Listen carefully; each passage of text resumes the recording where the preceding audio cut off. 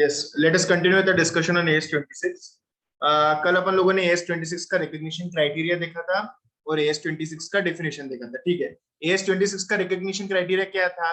वही recognition criteria था जो कि PP AS10 के लिए था कि क्या future economic benefit should inflow to the entity and cost of the intangible can be reliably measured. ठीक है, फिर अपन लोगों ने क्या देखा था कि अगर इंटेंजिबल एसेट अगर आपने खरीदा होगा तो उसकी क्या रहेंगी कॉस्ट, उसकी कॉस्ट क्या रहेंगी purchase price plus taxes duties जो कि जिसका सेट ऑफ मिलने वाला नहीं है, उसके बाद में डायरेक्टली एट्रीब्यूटेबल कॉस्ट वो सब ऐड करना पड़ेगा और ट्रेड डिस्काउंट वगैरह आप लोगों को कम करना पड़ेगा। ठीक है, अब सपोज अमालगमेशन के अंदर अगर आपको गुडविल मिलता होगा, अमालगमेशन अगर हुआ होगा, दो कंपनीज मिलकर एक नई कंपनी फॉर्म हुई होगी, तो कैसा रहेगा?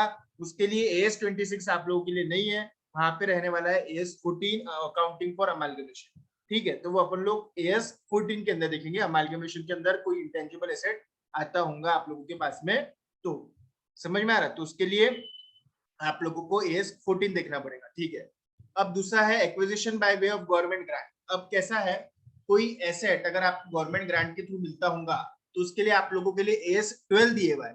ठीक है, जैसे कि गवर्नमेंट ने आपको एक फॉर्मूला दिया, ठीक है, और आपको वो फॉर्मूला गवर्नमेंट ने दिया, गवर्नमेंट ने आपको फ्री ऑफ कॉस्ट फॉर्मूला दिया, बोले आप एक दवाई की कंपनी है, ये फॉर्मूले के हिसाब से कोरोना के आप लोगों को हर महीने 1 लाख दवाई बनाना है, गवर्नमेंट ने आपको फॉर्मूला फ्री में दिया, तो कैसा रहेगा? वो फॉर्मूला अब आप लोगों के लिए इंटेंजिबल है, लेकिन गवर्नमेंट ने तो आपको फ्री दिया, तो उसका अकाउंटिंग कैसे करना, उसके लिए आपको देखना पड़ेगा AS12। ठीक है, 14 का 14 में देखेंगे, AS12 का 12 में देखेंगे। अच्छा, आउट ऑफ क्यूरियोसिटी मैं पूछना चाहता, अगर गवर्नमेंट ने आपको एक फॉर्मूला दिया फ्री में, बोले फॉर्मूले के हिसाब से आप दवाई बनाओ, तो फॉर्मूले का आपके बुक्स के अंदर इंटेंजिबल करके तो लेना तो पड़ेगा ही, तो कितने रुपए के ऊपर आप लेंगे बताओ तो उसको? Yes anybody?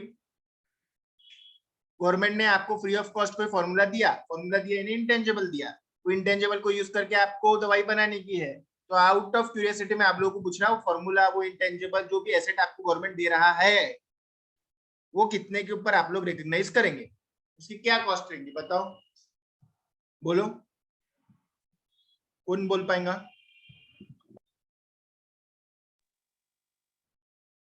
कौन बोल पाएगा बोलो तो? दर्शन पाड़िया? सर आइडिया नहीं सर। कल नहीं थे आप? मैं इसके आइडिया पूछ रहा, कल नहीं थे आप? सर वो घर पे पूजा थी इसलिए। इतने शाम में? सर वो मंगल रहता ना इसलिए। तो फिर लेक्चर देखा कि यूट्यूब पे से? नहीं। ठीक है, बंसी कड़ी क्या लगता है आपको, बोलो? Sir market price. गवर्नमेंट ने तो फ्री में दिया ना, लेकिन देखो आपका कॉस्ट ऑफ एक्विजिशन कितना है उसमें बताओ तो? सर मेरी कॉस्ट ऑफ एक्विजिशन 0 है, बट मार्केट में कुछ तो पैकिंग होगी ना उसकी। मतलब जो पैसे आपने दिए ही नहीं उसके ऊपर आपको फॉर्मूला रिकॉग्नाइज करेंगे कि मार्केट में उसका 200 करोड़ है वो फॉर्मूले का कॉस्ट। ठीक है, तो आप 200 करोड़ के ऊपर उसको रिकॉग्नाइज करेंगे, क्या एंट्री करेंगे फिर आप उसकी? पैसा दिया ही नहीं, फिर एंट्री क्या की करेंगे आप, बोलो? Cost of acquisition should be what? How much you have paid. In this case, how much you have paid? You have paid nil, zero. You have paid nothing. क्या लगता है आपको इसका क्या रहेगा? साक्षी सिसोदिया? सर वो एसेट को कुछ ना कुछ तो नॉमिनल कॉस्ट लग रही होंगी ना, जैसे डायरेक्टली एट्रीब्यूटेबल कुछ तो होगा। 100 रुपए लगते उसको रजिस्टर करने के, बस मेरे नाम 100 रुपए लगे मुझे। सर फिर थोड़ा बहुत तो नॉमिनल अमाउंट रिकॉग्नाइज करना पड़ेगा। नॉमिनल यानी कितना? 1 रुपए, 10 रुपए, 11 रुपए, 21 रुपए, बोलो? Sir to make it fit for use जितना लग रहा है उतना। फॉर्मूला है बेटा, उसको फिट फॉर यूज के यानी कि एसेट थोड़ी कर तैयार कर रहे हो अपन। सर कुछ एप्रोप्रिएशंस होंगे। एक बात बताओ, आपको अपन ये डिस्कस करने वाले हैं, वैसे आप उसको कितने के ऊपर रिकॉग्नाइज करेंगे मालूम है? 1 रुपए के ऊपर। समझ में आ रहा? क्योंकि आपके लिए उसकी कॉस्ट मतलब आपको जितने में मिला है उसके ऊपर रिकॉग्नाइज करना चाहिए, कोई भी एसेट आपको मिले हुआ है 0 के अंदर, लेकिन बुक्स में लेना जरूरी है क्या? हाँ, क्योंकि वो एक एसेट है, बुक्स में एसेट को लेना जरूरी है, नहीं तो एसेट नहीं लिया तो ट्रू एंड फेयर पिक्चर नहीं मिलेगा। तो ऐसे एसेट जो कि आपको फ्री में मिलते हैं ना, जो भी एसेट आपको फ्री में मिलते हैं ना, उसको अपन 1 रुपए, 11 रुपए, 151 रुपए, 101 रुपए के ऊपर रिकॉग्नाइज करते हैं। समझ में आ रहा? इसके साथ में मुझे 1000 रुपए उसको रजिस्ट्रेशन का खर्चा है, तो 1001 रुपए के अंदर करो उसको। समझ में आ रहा कि उसको अपन लोग नॉमिनल जितना रह सकता है 1 रुपए 51 रुपए 101 रुपए के ऊपर रिकग्नाइज करते हैं, क्योंकि फ्री तो मिला, लेकिन एसेट लेना भी है। एसेट लेना है मार्केट वैल्यू पे ले सकते हैं कि 200 करोड़ थोड़ी दिया अपन ने उसके, अपन ने 100 रुपए जितने भी खर्चा करेंगे उसके ऊपर लेना पड़ेगा। Getting my point? ओके। अगर एक्सचेंज ऑफ एसेट में लिया, अब एक्सचेंज ऑफ एसेट मतलब क्या, एक इंटेंजिबल के अगेंस्ट दूसरा इंटेंजिबल या फिर टेंजिबल या फिर कैश कुछ तो भी, ठीक है। तो इसके अंदर आपको क्या देखना पड़ेगा, whether the transaction has the commercial substance. अगर ट्रांजैक्शन में कमर्शियल सब्सटेंस है, अगर ट्रांजैक्शन के अंदर कमर्शियल सब्सटेंस है तो काय के ऊपर रिकग्नाइज करेंगे, fair value of the asset given up और fair value of asset acquired whichever is more clearly evident as you have seen in the case of PP. और अगर ट्रांजैक्शन के अंदर कमर्शियल सब्सटेंस नहीं है तो आप कितने के ऊपर रिकग्नाइज करेंगे एसेट, बताओ तो। ये से नहीं बड़ी, ये होएगा है। अगर ट्रांजैक्शन के अंदर कमर्शियल सब्सटेंस नहीं है और एक्सचेंज ऑफ एसेट हो रहा है तो नया एसेट कितने के ऊपर आप रिकग्नाइज करेंगे? तुषार शर्मा बोलो। तुषार बाबू, तुषार।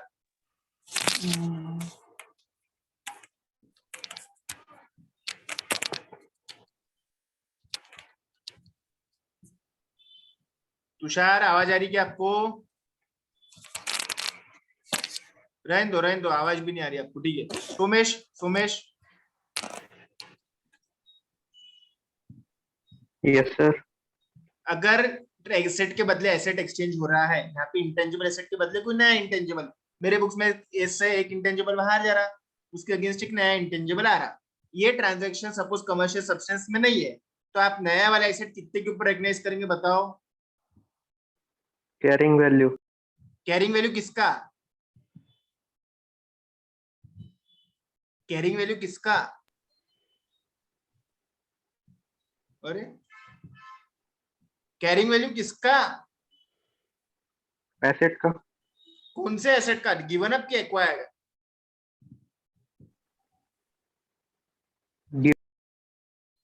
कौन सा? Given up. हाँ ऐसा बोलो ना, carrying value of given up के ऊपर रहने वाला है। कब? अगर कमर्शियल सब्सटेंस नहीं है तो। चलो अब अपन आगे इंटरनल जनरेटेड गुडविल।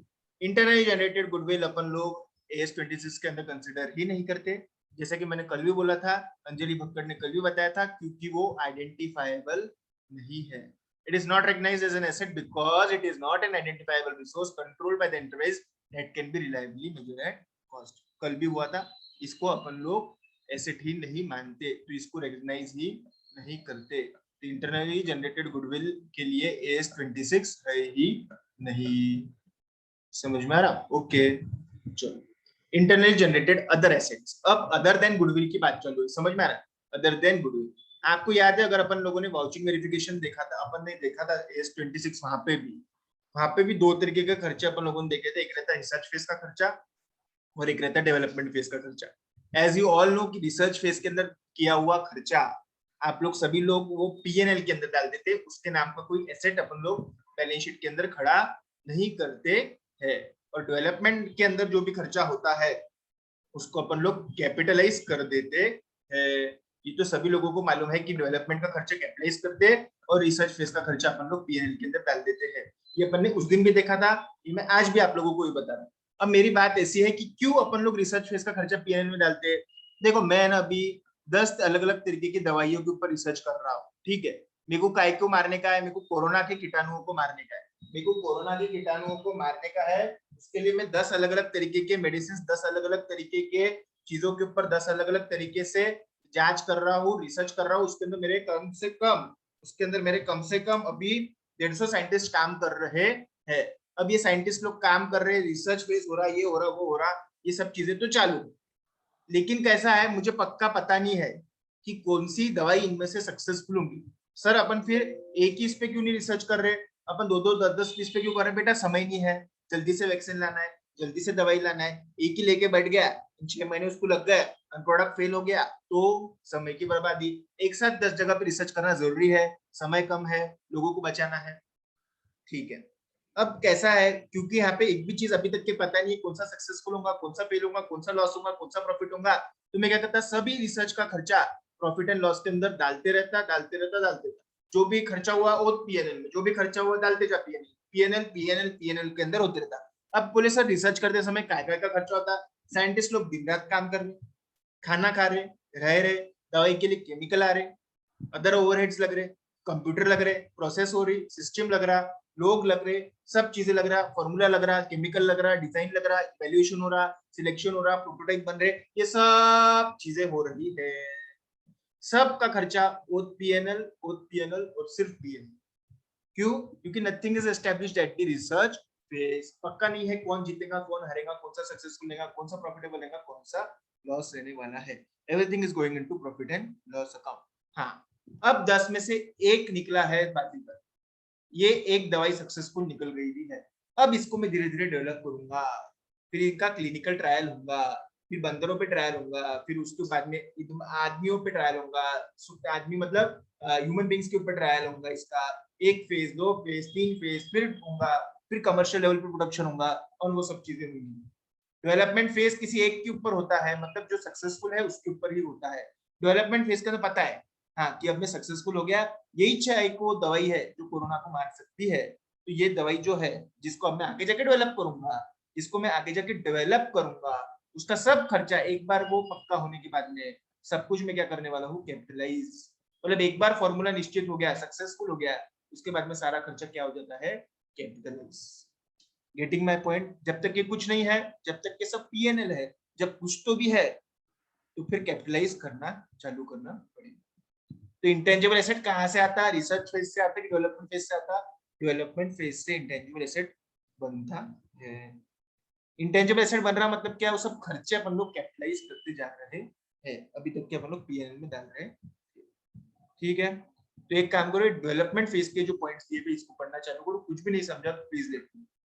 तो आज के सब चीजों का सार यही है, डेवलपमेंट का खर्चा एसेट और रिसर्च का खर्चा पीएन।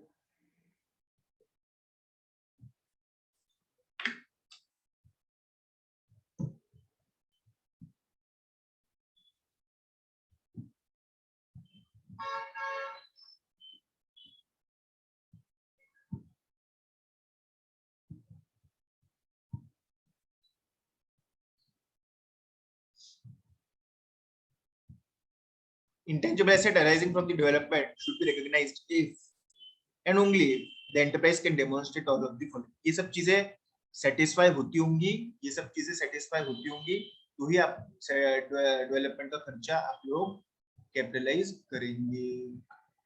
ये सब चीजें सेटिस्फाई होंगी। टेक्निकल फिजिबिलिटी, क्या आप वो चीज कंप्लीट कर पाएंगे, कमर्शियल लेवल पे उसको बेच पाएंगे, पैसे कमा पाएंगे, फ्यूचर इकोनॉमिक इफेक्ट हो पाएगा। सिर्फ फॉर्मूला नहीं है ना, फॉर्मूला डेवलप करके आपको उसको कमर्शियल लेवल पे प्रोडक्शन करके बेचना भी। Intention to complete the intangible asset, use it, sell it, ability to sell और यूज इट। समझ में आ रहा? फ्यूचर इकोनॉमिक बेनिफिट्स मिलना चाहिए, समझ में आ रहा? आपके पास में पूरा नॉलेज है, पूरा फाइनेंशियल आपके पास में ये सब चीजें पैसे हैं आगे उसको डेवलप करने के लिए, सब चीजें भी देखना पड़ेगा, नॉलेज भी होना चाहिए, उसको पैसा भी होना चाहिए डेवलप करने के लिए। Its ability to measure the expenditure attributable to the intangible during the development life.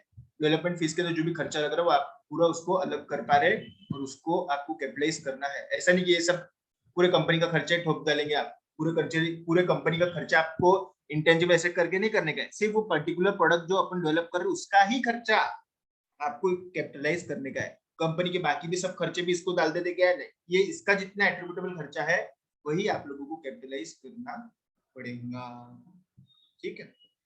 किसी को कुछ डाउट है इसके अंदर? A B C D E F पढ़ो फटाफट, A B C D E F पढ़ो फटाफट।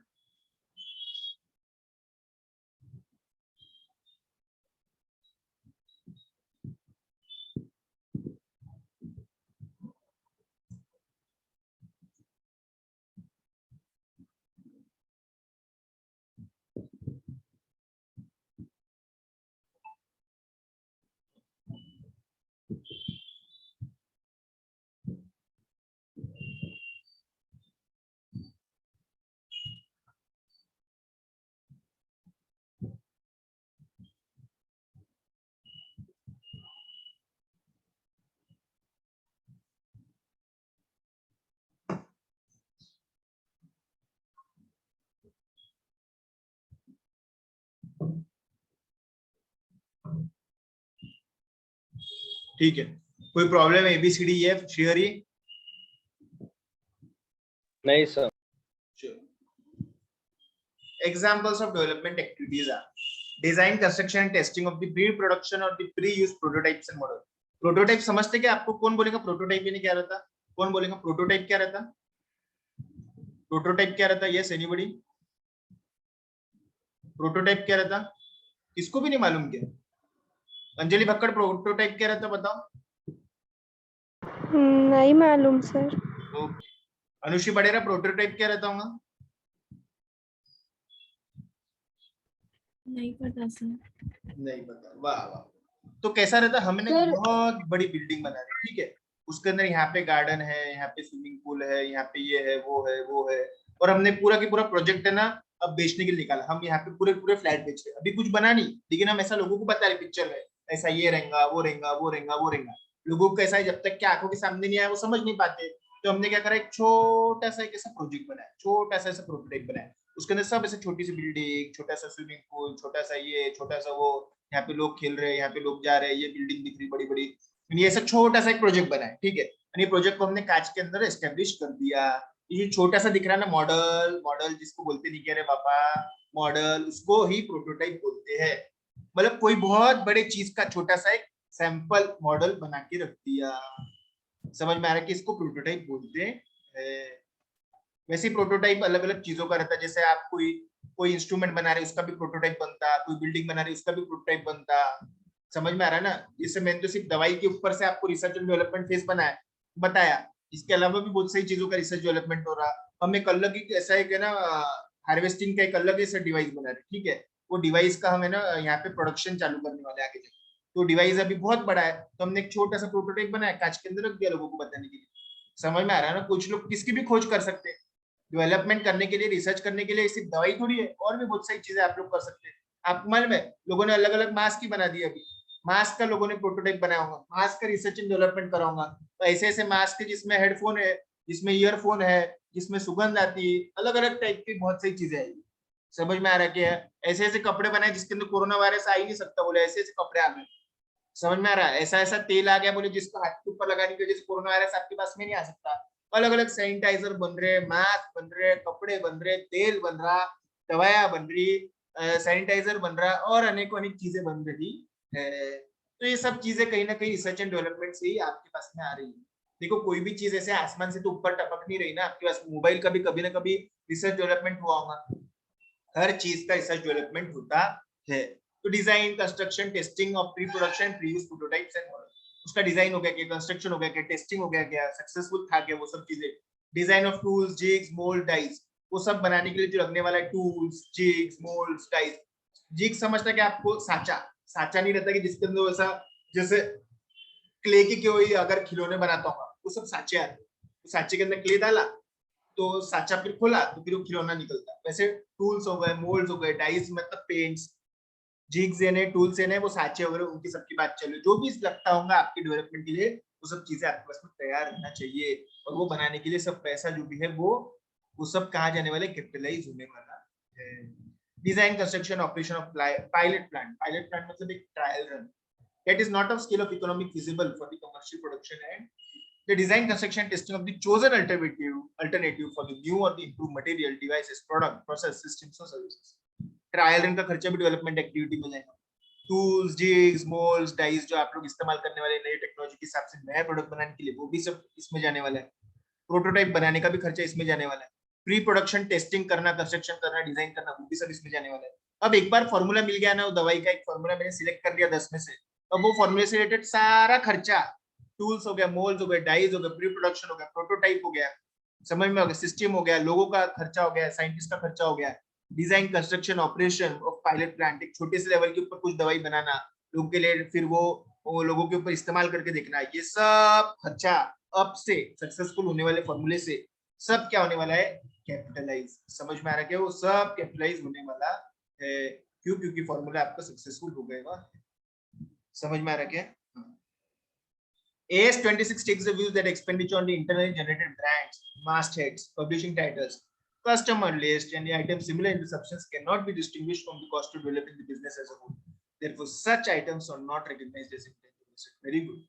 कल मैंने बोला था कि इंटरनली जनरेटेड गुडविल तो अपन लोग रिकॉग्नाइज ही नहीं करते, साथ ही साथ इंटरनली जनरेटेड ब्रांड नेम, जैसे राठी पेड़े वाले का एक ब्रांड नेम है, आरपी करके हमारा ब्रांड नेम भी है, आरपी करके हमारे ट्रेडमार्क भी है, लेकिन क्या है मालूम है, मैं ये आरपी को भी बुक्स में नहीं ले सकता, ये ट्रेड नेम को भी बुक्स में एज ए इंटेंजिबल बता नहीं सकता, मैं internally generated goodwill on Rathi पेड़े वाला भी नहीं ले सकता, मैं गुडविल भी नहीं ले सकता, मैं राठी पेड़े वाला ट्रेड नेम ब्रांड नेम ये भी नहीं ले सकता। समझ में आ रहा है? मेरे टाइटल भी मैं इंटेंजिबल करके ले नहीं सकता, मेरे लॉयल कस्टमर की लिस्ट भी इंटेंजिबल करके नहीं ले सकता। समझ में आके brand name, trade name, logo, internal generated goodwill, customer list, ये मैं सब चीजें बुक्स में नहीं ले सकता हूँ। क्यों बताओ? मैंने ये कल भी बोला, क्यों नहीं ले सकता? मैं इंटरनल जनरेटेड गुडविल तो नहीं ले सकता, internal generated brand name, trade name, logo, list waste कुछ भी नहीं ले सकता। क्यों बताओ तो? यस बोलो साक्षी सिसोदिया। सर क्योंकि वो खुद ही अपन खुद से थोड़ी खरीद सकते। खुद से नहीं खरीद सकते? नहीं नहीं नहीं, not a proper answer, not a proper answer. खुद से नहीं खरीद सकते। आइडेंटिफाइबल, हाँ आइडेंटिफाइबल नहीं है, आइडेंटिफाइबल नहीं है। और बोलो, और कौन बोलेगा? बोलो तो, सुशांत बोलो तो। सर वो एक्सपेंडिचर थोड़ी कर रहे अपन। एक्सपेंडिचर कर रहे हैं ना, ट्रेडमार्क रजिस्टर करा तो 600 रुपए का खर्चा आया मेरे को, मेरे नाम का ट्रेडमार्क रजिस्टर करे तो सर पीएनएल में जाएगा ना, एसेट में क्यों आएगा अपने? तो वही मैं बोला क्यों नहीं आएगा। क्यों? इंटरनल जनरेटेड गुडविल तो आप रिकॉग्नाइज नहीं करते, internal generated trade name, brand name तो वो भी नहीं करते हैं। क्यों? सर उसकी कॉस्ट डिटरमाइन करना बहुत मुश्किल जाता है। नहीं नहीं नहीं, गलत बोल रहे। बोलो, सोचो और सेपरेट बताओ। नहीं है वो, सोमेश बोलो। सेपरेट नहीं है फर्म से। किससे सेपरेट नहीं है? फर्म से। फर्म से, बिजनेस से। यस। हाँ, जैसा कि इंटरनली जनरेटेड गुडविल और आपका बिजनेस अलग नहीं है, ये ट्रेड नेम बोलो, ब्रांड नेम बोलो, ये भी सब बिजनेस से अलग नहीं है। बिजनेस ही तो है ना, ऐसा मैं अलग से ट्रेड नेम बेच सकता कि राठी पेड़ा वाला ट्रेड नेम बेच देता और मैं मेरा बिजनेस मेरे पास में रखता, ऐसा होता क्या? नहीं, ये जो सब चीजें है ना, ये बिजनेस से अलग नहीं है, ये सेपरेबल नहीं है, ये बिजनेस ही है। इनफैक्ट ट्रेड नेम वगैरह भी क्या है, एक तरीके की इंटरनली जनरेटेड गुडविल ही तो है ये सब चीजें। समझ में आ रहा है ना? ट्रेड नेम बोलो, लोगो बोलो, कस्टमर लिस्ट बोलो, ये भी तो गुडविल ही है ना। ये सब चीजें भी इंटरनली जनरेटेड गुडविल में ही आती है। हाँ, लेकिन मैंने स्वाद बेकर्स नाम का एक दूसरा ब्रांड नेम किसी से खरीदा, ये मेरे लिए अलग रहेगा, इसको मैं रिकॉग्नाइज कर सकता स्वाद बेकर्स। लेकिन राठी पेड़े वाले के गुडविल बोलो, ट्रेड नेम बोलो, ब्रांड नेम बोलो, लोगो बोलो, लिस्ट बोलो, ये सब रिकॉग्नाइज नहीं कर सकता क्योंकि वो बिजनेस से अलग नहीं है। इनफैक्ट ये सब चीजें भी इंटरनली जनरेटेड गुडविल ही है। Getting my point? किसी को कोई डाउट, क्वेरी इसके अंदर? तो इंटरनली जनरेटेड गुडविल तो नहीं करते, internally generated brand name, trade name भी नहीं करते हैं। समझ में आ रहा क्या? ये सब चीजें भी अपन लोग नहीं करते। Cost of an internally generated intangible asset, समझ में आ रहा है? तो इसके कॉस्ट के अंदर क्या क्या आने वाला है? अब मेरे को बताओ, ये cost of an internally generated intangible asset मतलब ये रिसर्च फेज की बात कर रहे होंगे कि डेवलपमेंट फेज की बात कर रहे होंगे? बताओ। ये डेवलपमेंट फेज की बात कर रहे हैं, उसके अंदर कौन सा खर्चा आप लोगों ने कैपिटलाइज करना चाहिए? क्योंकि रिसर्च फेज की क्यों नहीं बात कर रहे, बताओ, बोलो। तो वो कैपिटलाइज ही नहीं करते, हाँ, क्योंकि वो पीएनएल में चल जाता, तो एसेट बनाना ही नहीं पड़ता। The cost of an internally generated intangible asset comprises all the expenditure that can be directly attributable to, allocated on a reasonable consistent basis to the creating, producing, making the asset ready for its intended use. सारा directly attributable खर्चा, सारा allocate हुआ खर्चा आप लोगों ने लेना चाहिए जब तक कि एसेट तैयार नहीं होता, फिट टू यूज नहीं होता, इंटेंडेड फॉर यूज नहीं होता है तब तक। ठीक है। When the intangible asset first meets the recognition criteria, ठीक है। रिकॉग्निशन क्राइटेरिया क्या है इंटेंजिबल एसेट का? कौन बोलेगा रिकॉग्निशन क्राइटेरिया क्या है इंटेंजिबल एसेट का? बोलो, इंटेंजिबल एसेट का रिकॉग्निशन क्राइटेरिया क्या है? बार बार पूछना, मैं आपको लिखना पड़ता है आंसर में। सुकृता सर फ्यूचर हाँ सुप्रुता बोलो, शेरी सुप्रुता है क्या? आप रुको ना आप। हाँ Yes, sir. Future economic benefits and cost is reliable. cost can be Cost should reliably be measured attributed. and हाँ, future economic benefit should improve to the benefit. जिस दिन वो मीट कर दिया उस दिन अपन लोग सारा खर्चा कैपिटलाइज करना चालू कर देंगे। कॉस्ट में क्या आता है? Expenditure of material services used and consumed in generating the intangible asset. Intangible asset बनाते समय लगा हुआ मटेरियल, सर्विसेज, वेजेस, सैलरीज, ये सब चीजें अपन लोग ऐड करते हैं। Salaries, wages, employment related cost ये सब ऐड करा जाता है। हम एक इंटेंजिबल एसेट बना रहे, कौन सा इंटेंजिबल एसेट बना रहे? बोले एक हम है ना एक ऐसा डिवाइस बना रहे जिससे बोले फटाफट हार्वेस्टिंग होने वाली है, जिससे फटाफट हार्वेस्टिंग होने वाली है। तो वो डिवाइस हमने पहले उसका रिसर्च किया, बाद में उसको अब डेवलपमेंट करना चालू कर रहे। बोले फॉर्मूला सक्सेसफुल हो गया, वो डिवाइस एकदम पक्का फाइनल हो गया, हम उसको आगे ले जाके बेचने वाले। तो डिवाइस को लगने वाला मटेरियल, ठीक है, डेवलप करने के लिए टूल ना, वो टूल को लगने वाला मटेरियल बोलो, फिर उसके बाद में उससे बनने वाली सारी, उसको लगने वाला वेजेस बोलो, उसको लगने वाला सैलरी बोलो, वो सब चीजें कैपिटलाइज करना पड़ेगा। समझ में आ रहा? हम एक ऐसा डिजाइन बना रहे हैं, उसको मालूम है, वो डिजाइन को बनाने के लिए जो भी चीजें लग रही ना आपको, वो सब आप लोग कैपिटलाइज करने वाले हैं। फिर वो डिजाइन एक तो हम इस्तेमाल करेंगे वैसे हार्वेस्टर बनाने के लिए, या फिर हम किसी को बेच देंगे। समझ में आ रहा है ना? मैं एक हार्वेस्टर बना रहा, okay, I am making a harvester जिससे फटाफट हार्वेस्टिंग होने वाली। अब वो हार्वेस्टर में नए टाइप के डिजाइन का बना रहा, पहले रिसर्च किया कौन सा अच्छा रहेगा, फिर एक सक्सेसफुल हो गया, फिर अब हम उसको डेवलप कर रहे हैं। डेवलप करते समय जो भी लग रहा, मुझे मटेरियल लग रहा, वेजेस लग रहा, सैलरी लग रहा, जो भी डायरेक्टली एट्रीब्यूटेबल कॉस्ट उसको लगने वाला, रजिस्टर करने के लिए जो भी कॉस्ट लगता होगा, डिजाइन अब मेरे नाम पे रजिस्टर भी करने का है, पेटेंट भी करने का है, इंटेलेक्चुअल प्रॉपर्टी करके मेरे नाम पे रजिस्टर करना है, वो सब चीजें आप लोगों को घर पे कैपिटलाइज करना पड़ेगा। समझ में आ रहा? Okay. Expenditure of material services used और consumed in generating the intangible asset. उसके बाद salaries, wages and other employment related cost. Any expenditure that is directly attributable to generating the asset, वो भी सब आप लोगों को करना पड़ेगा। रजिस्टर करना पड़ेगा अपने नाम पे, वो भी सब लाइसेंस की फीस वगैरह देना पड़ेगा, रजिस्ट्रेशन का चार्जेस देना पड़ेगा। Overheads that are necessary to generate the asset and that can be allocated on reasonable and consistent basis to the asset. Allocation of overhead are made on the basis similar to those discussed in AS2 and AS16. AS2 inventory के लिए है और AS16 borrowing cost के लिए अपन लोग आगे देखने वाले। जो भी ओवरहेड होंगे इसको लगते हैं। जैसे ओवरहेड एक कैसा है, ये बनाने के लिए मुझे एक मशीनरी, ठीक है, मुझे एक मशीनरी लगी, साल भर मुझे वो मशीनरी लग रही है। वो मशीनरी का साल भर का डेप्रिसिएशन जो है ना, वो है 1,60,000। साल भर का मशीनरी का डेप्रिसिएशन कितना है? बोले 1,60,000। तो अब कैसा है, 1,60,000 वो मशीनरी का डेप्रिसिएशन है, किसका? साल भरे का मशीनरी का डेप्रिसिएशन है 1,60,000। अब बात ऐसी है कि 1,60,000 जो है, अब ये क्या रहेगा मालूम है क्या? ये मुझे मशीनरी का जो डेप्रिसिएशन है वो मुझे इंटेंजिबल पे एलोकेट करना पड़ेगा। इसको बोलते हैं एलोकेशन ऑफ ओवरहेड्स। आपको इतना समझता है डेप्रिसिएशन एक ओवरहेड कॉस्ट है ना? डेप्रिसिएशन एक ओवरहेड कॉस्ट है, ओके ठीक है। अब बात ऐसी है कि डेप्रिसिएशन है, ओवरहेड है, फिक्स्ड ओवरहेड, वो सब चीजें है। आपको हुआ भी ओवरहेड हो गया क्या आप लोगों का? ओवरहेड हो गया आप लोगों का? Yes sir. ओके, फिर तो बहुत ही अच्छा है। तो ओवरहेड का एलोकेशन करना पड़ता, कॉस्ट शीट वगैरह भी हुई होंगी फिर आप लोगों की। तो अब ये 1,60,000 जो है, इसको अपने को एलोकेट करना पड़ेगा किसके ऊपर? इंटेंजिबल के ऊपर। मैं क्यों इंटेंजिबल के ऊपर एलोकेट कर रहा है? Yes, can anybody give that answer कि क्यों मैं इंटेंजिबल के ऊपर इसको एलोकेट कर रहा हूं? बोलो बोलो। अरे क्लास में आंसर दो, बिना आंसर दिए क्या करते हैं आप लोग? सिर्फ देखते हैं क्या कि पिक्चर थोड़ी देखने जा रहे हैं अपन लोग? हाँ, तो 1,60,000 अपन लोग क्यों एलोकेट कर रहे हैं इंटेंजिबल के कॉस्ट के ऊपर? Yes anybody? 1,60,000 क्यों एलोकेट कर रहे हैं आप उसको? कौन बोलेगा?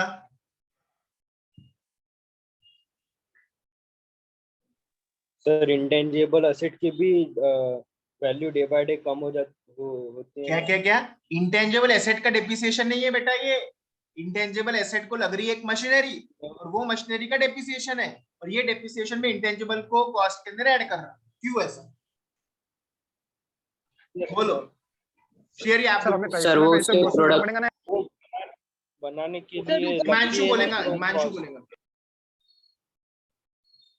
सर वो उसको बनाने के लिए उतना अमाउंट मतलब उतना लग रहा ना वो।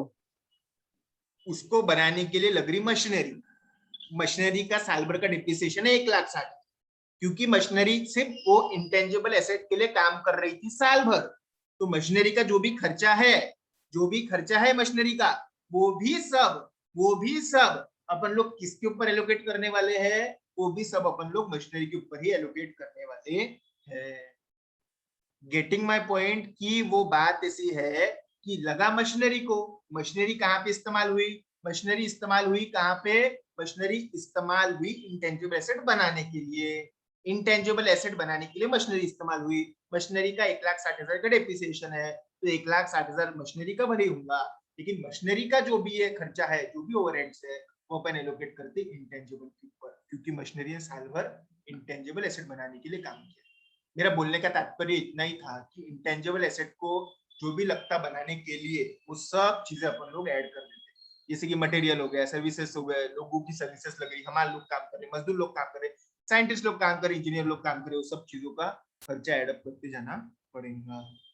The following are not the components of cost of an internally generated asset. They should be expensed off the profit and loss account.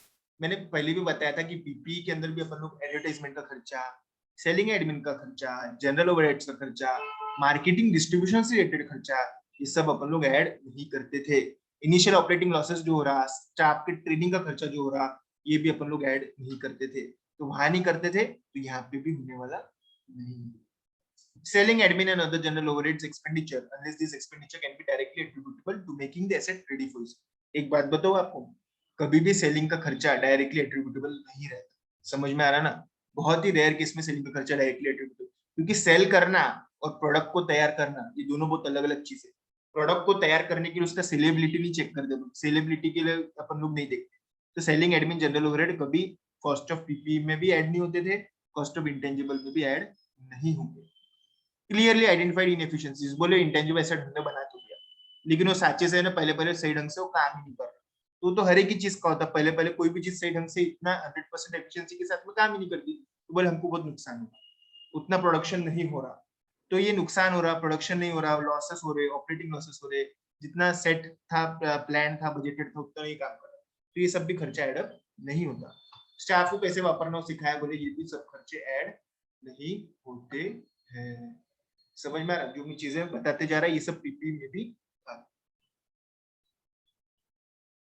समझ में आ रहा क्या?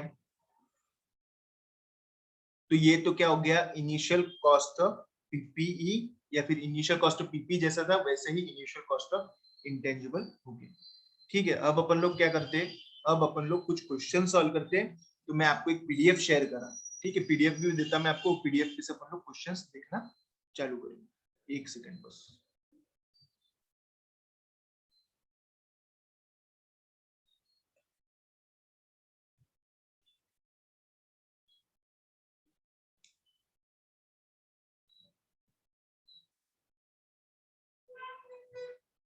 ठीक है, तो ये अपन लोग क्वेश्चंस देखते हैं अभी।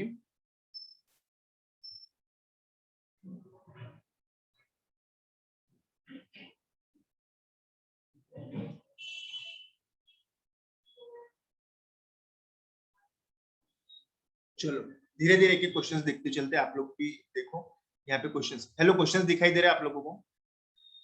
क्वेश्चंस पढ़ते आ रहे हैं आप लोगों को? Yes sir. यस, ये वाला क्वेश्चन पढ़ो, बहुत अच्छा है। अभी जो अपन ने बातें डिस्कस करी ना, आइडेंटिफाइबिलिटी, सेपरेबिलिटी, उसके ऊपर ये क्वेश्चन। टोयोटा नाम की एक कंपनी है, दो ही ब्रांड चलाती वो, एक तो कोरोला और एक तो इनोवा, दो नाम की कारें बनाती टोयोटा एक नाम की company. There is great market for these two brands and the market value is rupees 30 crore respectively.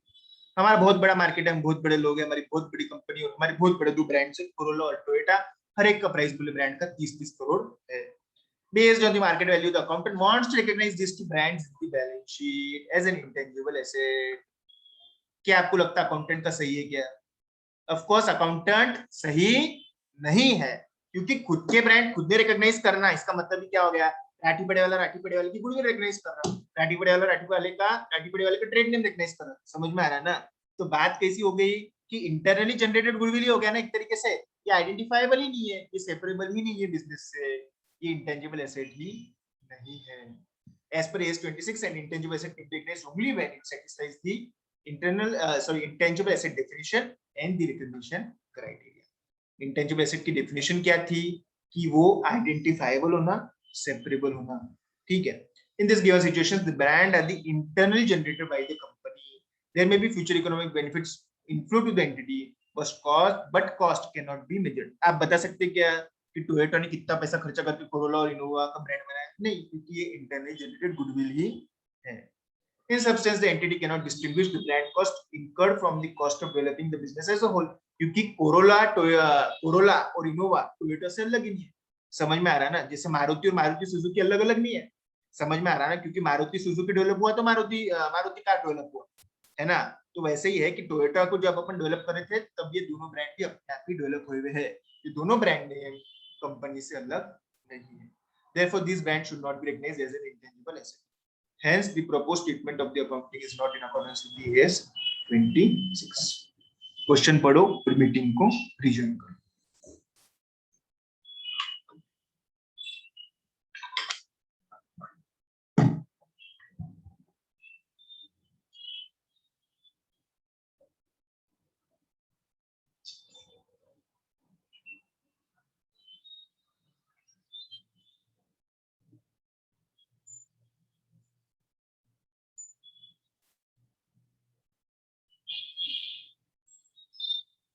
Question number 7 भी बहुत अच्छा है, देखो उसको.